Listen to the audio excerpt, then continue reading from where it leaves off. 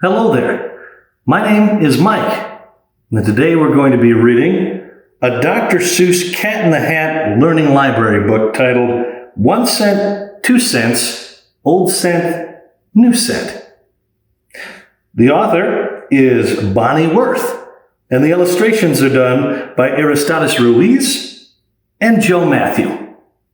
Let's begin, shall we? I'm the Cat in the Hat, and you know something funny? We're about to have fun, learning all about money. Where does it come from? Can you answer that, please? I will give you a hint. It does not grow on trees. Just 1 penny each it will cost you to see the Museum of Money. Step up and pay me. People bartered to buy things in ancient times. They did not have pennies or nickels or dimes. This meant that a beekeeper might want to swap his store of honey for a farmer's wheat crop. If the farmer liked honey, a deal could be struck. If the farmer liked jam, it was the beekeeper's bad luck. People would fight over deals that they had made. Was this a good swap? Did I make a fair trade? Perhaps that is why money was invented. It was easier to use, and decay was prevented. It was easy to carry and count, and what's more, it was easy to save, and it was easy to store. What's an old form of money? I'm so glad you asked me. I'll give you a hint. It came from the sea. Seashells were used to barter and trade. A handful of shells, and you had it made. Feathers and eggs and leather and jade are some other things from which money was made. But eggs could get scrambled and leather got dirty. Money needed to last, be solid and sturdy. So people mined ore, copper, silver, and gold. They melted it down, poured it into a mold. In the shape of a bar, these ingots were made. Folks hauled them around and would use them in trade. In the kingdom of Lydia, part of Turkey, you see, the Lydians made ingots in 900 BC. Then some in Lydia had a brainstorm. Make metal coins, a far handier form. We've dug up these coins all over the place. Each coin has a lion's head stamped on its face. The Lydians were sailors, and you may have read that's how the use of their coins might have been spread. Here is a fact I'm happy to tell you. Folks other places began to make coins too. In China, the farthest of Far Eastern places, some coins shaped like cowries had lines on their faces.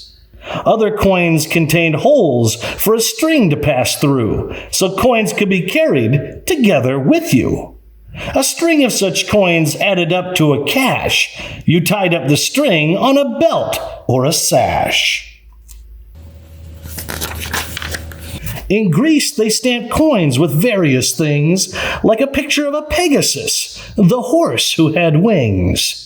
This coin has an owl on its face, and my guess is it stood for Athena, the wisest goddess. Now, even today, some heads of state put their heads onto coins, like Caesar the Great. Here is a fact that we think is so neat. Money's made in a mint, not the kind that you eat.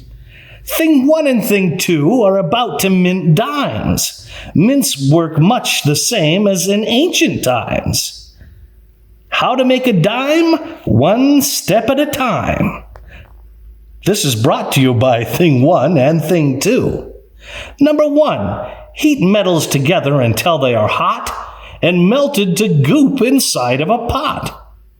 Number 2, pour goop in a cast, also known as a mold. Number 3, strike goop with an image before it turns cold. And step 4, remove from the cast. Oh, isn't this funny? Time to have fun with your shiny new money.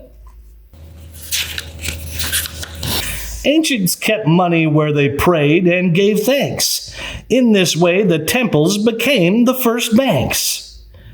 To temple you went to save or to borrow for as long as 2 years or as short as tomorrow. Interest is the name for the fee that you owe to the bank for the money they loan you, you know. When your money is saved in a savings account, the bank then pays you a smallish amount. The smallish amount that the bank pays to you is the interest you've earned, and it's only your due. The smallest coin ever is so hard to see. See the Indian Phanam next to that BB? You would think that they might lose count of their hoard, but dents in some wood make a neat counting board. From the islands of Yap come the heaviest ones, limestone coins 8 feet wide, each weighing 3 tons. Carrying these coins, some Yap ships sank. Could you fit a Yap coin in your piggy bank? Traveling to parts of the New World with me, here are some Spanish coins I would like you to see. Spain's explorers went home from the New World as freight, golden doubloons and pieces of 8. The most valuable coins in those parts were these. To steal them, some pirates sailed all 7 seas. American settlers minted coins such as these, stamped with the image of local trees. For money, the natives strung seashells and beads into belts of wampum for their trading needs. When it became a new nation and free, the United States minted its own currency. I have some with me. As you see, I have many. The kind that I have is a little red penny.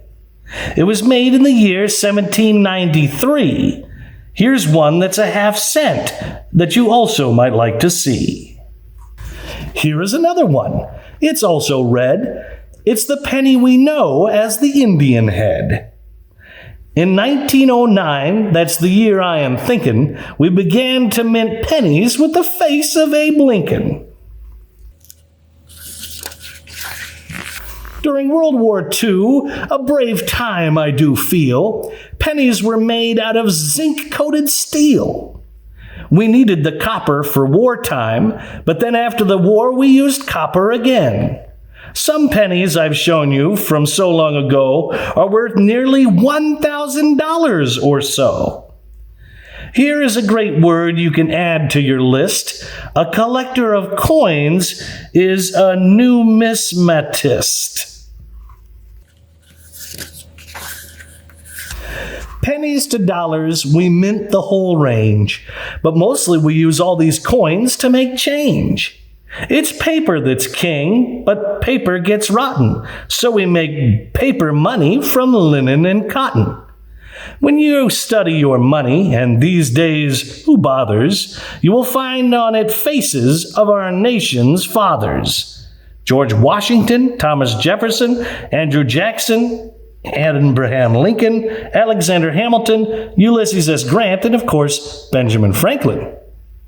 What's the dollar sign mean? Could it be? Take a guess. Does it come from a U printed under an S? My numismatist friend has told me of late it might come from the Spanish pieces of 8. On the 10,000 bill, you will find the face of Abe Lincoln's treasurer, Salmon Portland Chase.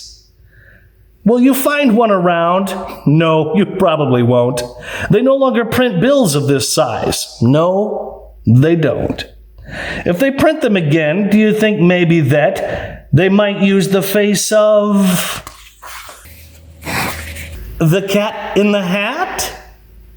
And that concludes our reading of this fine book, 1 cent, 2 cent, old cent, new cent, by Bonnie Worth and illustrated by Aristides Ruiz and Joe Matthew.